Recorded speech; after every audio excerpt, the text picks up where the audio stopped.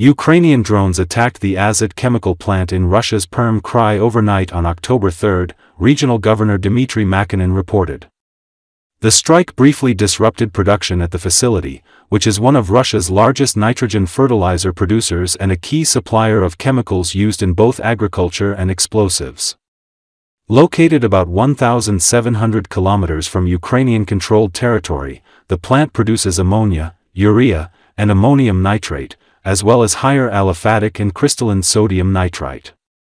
In 2024, it reported record output of more than 2.3 million tons of products. According to updated information, an attack by enemy drones was carried out at night. There was a brief stoppage of the technological cycle at Azot, Makhonin said. Emergency services specialists continue to work at the scene, and an operational headquarters has been set up. Reuters previously reported that 5 Russian chemical companies supplied over 75% of the materials used by the country's explosives and gunpowder factories since the start of the full-scale war. Russia's defense ministry claimed its forces downed 20 Ukrainian drones over Russian-controlled territory, but it did not mention any activity in Perm Krai. Perm Krai, located on the border of European and Asian Russia, is far from the front lines. Strikes at such distances demonstrate Ukraine's ability to target military-related infrastructure deep inside Russia. This isn't the first drone attack in the Perm Krai. In September, a drone attacked an industrial facility in the city of Bucha. As Makhonin reported at the time, there were no casualties, and the facility continued operating normally. Bucha is home to several chemical plants. Furthermore, a no-fly zone was declared in the Perm Krai several times this summer. This occurred on July 4 and 6, as well as on August 12.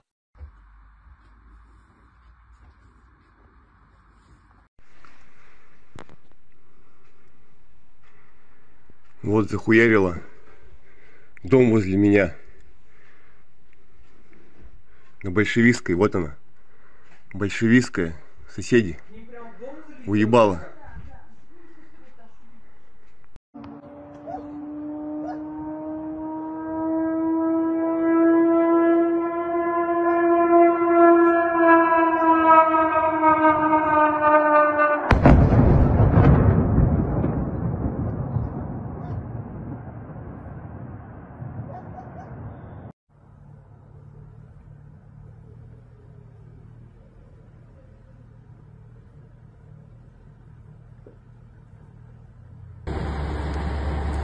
Смотри, как горит.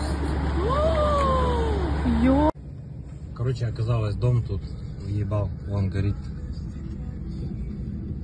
Тут на Первострое, вот где ярмарка была.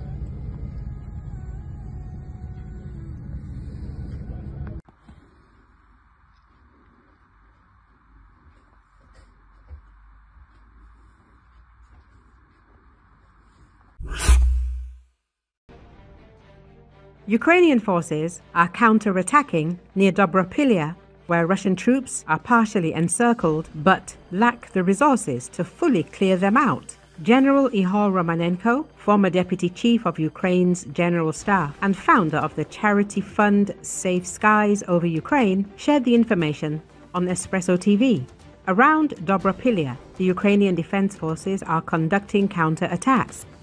About a month ago, when a Russian troops raid pushed 15 to 17 kilometers inland, the Ukrainian command redeployed additional reserves that carried out stabilization operations. In other words, that penetration was split into 3 parts, and now in the north it looks like an encirclement, while in 2 places it's a partial encirclement.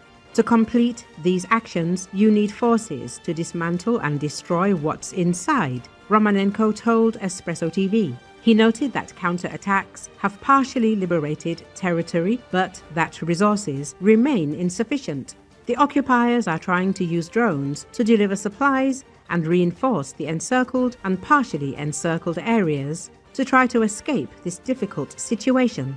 For a successful conclusion, we need additional resources and reserves, above all personnel, which we lack, he said.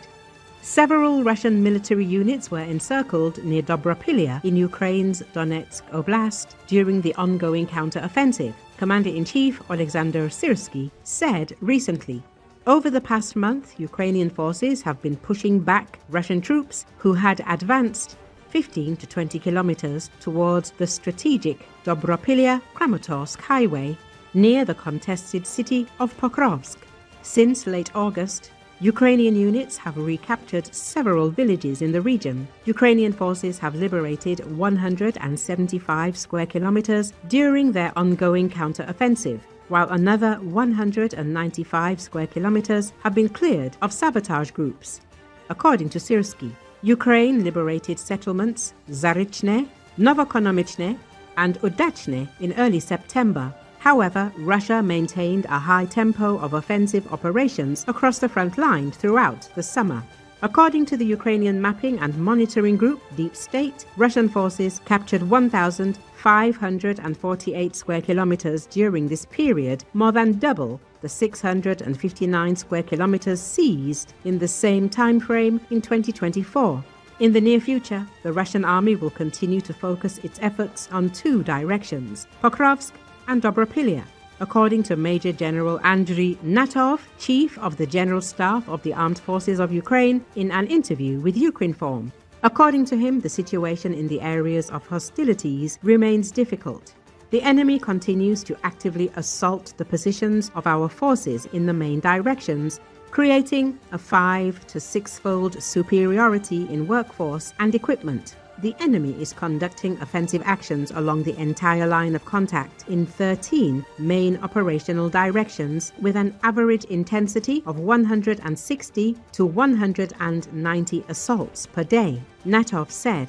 He noted that the most tense situation remains in eastern Ukraine. There, the enemy has a significant advantage in terms of workforce and equipment, and with the support of aviation, artillery, and the extensive use of strike UAVs, is conducting high-intensity offensive operations. The enemy is trying to establish complete control over the settlements of Chasiv Yar and Toretsk, create conditions to block Kostiantynivka from the east, south and west, and encircle the Pokrovsk-Milnorad agglomeration. It should be noted that at present, the enemy is trying to widely use the tactic of infiltrating small groups into the rear areas of our forces with their subsequent build-up and the development of the offensive in our rear, he emphasized.